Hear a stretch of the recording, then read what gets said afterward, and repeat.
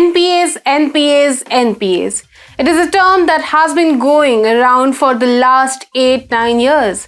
There is not a single news portal that has not washed its hands on the phenomenon. It has become a constant source of viewership for these portals. Ironically, in one sense, by covering news about it, they ensured that their parent company's loans do not fall in this category itself. Due to the sheer celebrity of the phenomenon, they kept flooding our ears with the word. Lots of time, people keenly following economic and financial journals felt like Aurangzeb was pouring molten glass in their ears. Even the government was not unfazed by the sensationalization of this unique banking concept. Ministers were constantly asked about its end, and frankly, they did not have an emotionally soothing answer.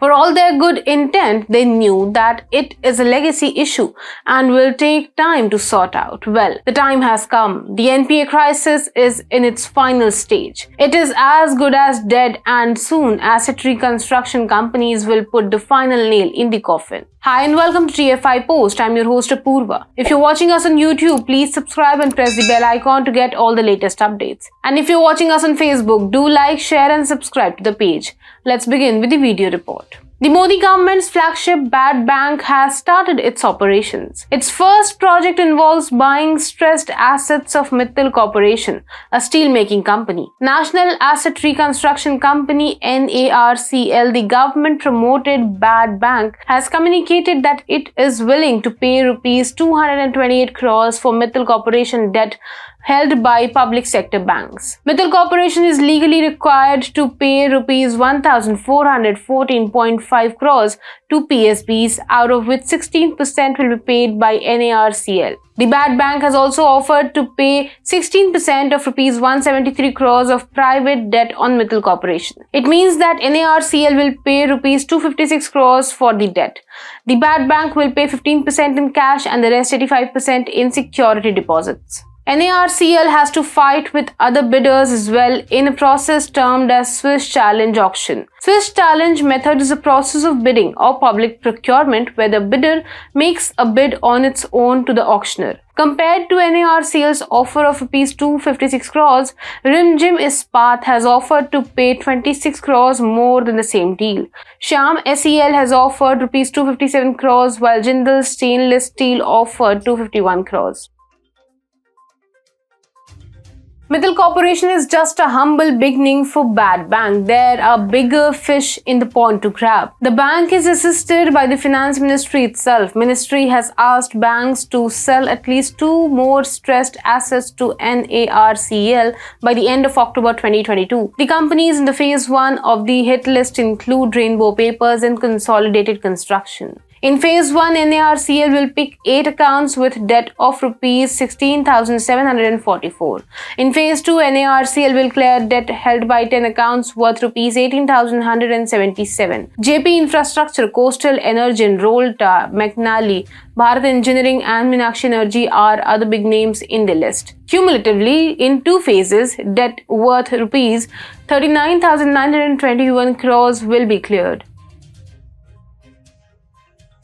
Kicking off the operation by the Bad Bank is being considered as the final frontier in the fight against the NPA crisis in the country. Non-performing assets in India were a result of bad luck coupled with poor policy decisions of the UPA government. In 2004, the Manmohan Singh government inherited a solid foundation on which it could build India's economic future. At that time, the global economy was also emerging from the tech bubble, whose lower base effect resulted in burgeoning global economic growth. In UPA1, commercial credit had more than doubled between 2004-05 and 2008-09. Indian firms operating in telecom, power, roads, aviation, steel borrowed ferociously. But at the same time, another bubble named the housing bubble burst in the USA. Lehman Brothers crashed and took down the whole Western economy with it. It created 2 problems for the financial sector. Firstly, banks got conservative in their approach towards lending, and secondly, those who had borrowed found it difficult to pay. But borrowing had to be continued because increase in policy rates due to the financial crisis had left industries with no other options. Poor state of affairs in public sector banks meant that they became the worst culprits. Their loan portfolio, in fact, almost tripled from rupees 18,19,074 crores as on 31st March 2008 to rupees 52,15,920 crores on 31st March 2014. On the other hand, private sector banks were a bit skeptical about lending. Between the same time period, their loan portfolio saw nearly 130% increase from 7 lakh crore to 15 lakh crores. Mind you, a very high percentage of these assets were not giving results as well. Despite that, banks' methodologies did not require to be shown as NPAs in books. According to the 2014 Financial Stability Report of RBI, only 4% of total gross advances of the banking system were marked as NPAs. The Modi government was aware that there is something systematically wrong with the process. That is why, as soon as the Modi government came to power, an Asset Quality Review (AQR) was initiated. Press Information Bureau described its impact in following words, and I quote, "As a result of AQR and subsequent transparent recognition by banks, stressed accounts were reclassified as NPAs and expected losses on stressed loans not provided for earlier under flexibility given to reconstructed loans were provided for. Further, all such schemes for restructuring stressed loans were withdrawn." The impact of these steps brought the full truth to the public domain. NPAs in 2015-16 almost doubled as compared to the previous financial year. By the end of financial year 2017, it was clear that the problem was grimmer. Stricter norms of classification had resulted in classification of loans worth rupees 10,36,187 crores as NPAs, a stark change over rupees 3,23,064 crores in 2014. The percentage under NPAs increased from 4.28 in financial year 2014 to 11.8 by the end of financial year 2017.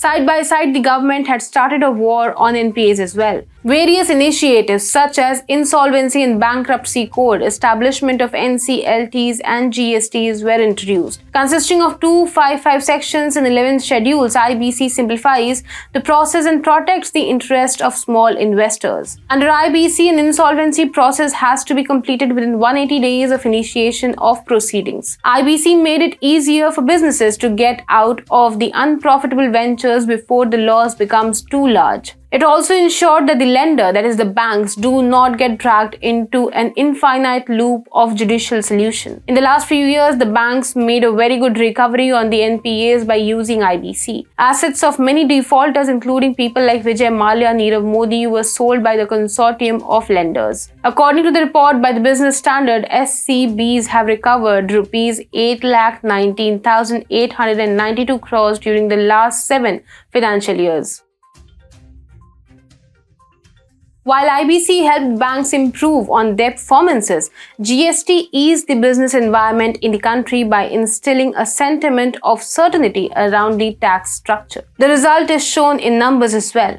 Last year, SBI published a report which documented how people are eager to participate in the formal economy. It highlighted that the share of informal economy in India's gross economy had dropped to 15-20% from 52% in 2018.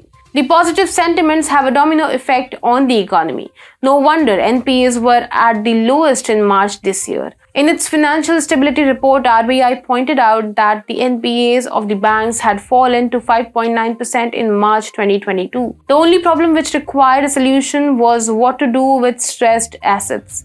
Bad banks are coming to rescue. However, it is not that the problem has been permanently solved. Due to COVID, the percentage of stressed assets will witness an uptick this year. Though it is a minor blip, still the government needs to be alert about it, as everything can't be left to whims and fancies of banks.